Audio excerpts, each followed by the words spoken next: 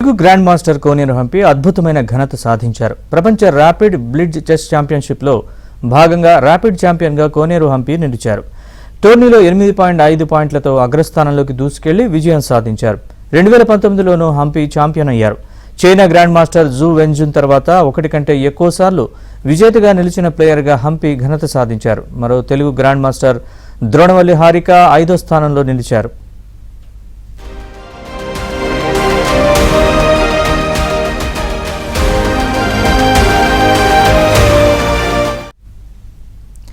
కోనేరు హంపికి ప్రముఖులు శుభాకాంక్షలు చెప్పారు. హంపి విజయం దేశానికే గర్వకారణమన్నారు ఏపీ సీఎం చంద్రబాబు. ఎక్స్ వేదికగా శుభాకాంక్షలు తెలిపారు. ఫిడే మహిళల ప్రపంచ ర్యాపిడ్ చెస్ ఛాంపియన్ హంపికి అభినందనలు తెలిపారు. 2024 భారతదేశ చెస్ క్రీడాకారులకు మరిచిపోలేని సంవత్సరమని పేర్కొన్నారు. అసాధారణమైన పట్టుదల, సంకల్పం, నైపుణ్యం హంపి సొంతమని ఏపీ మంత్రి లోకేష్ తెలిపారు. ఆమె మరిన్ని విజయాలు సాధించి భావితరాలకు స్ఫూర్తిగా నిలవాలని ఆకాంక్షించారు.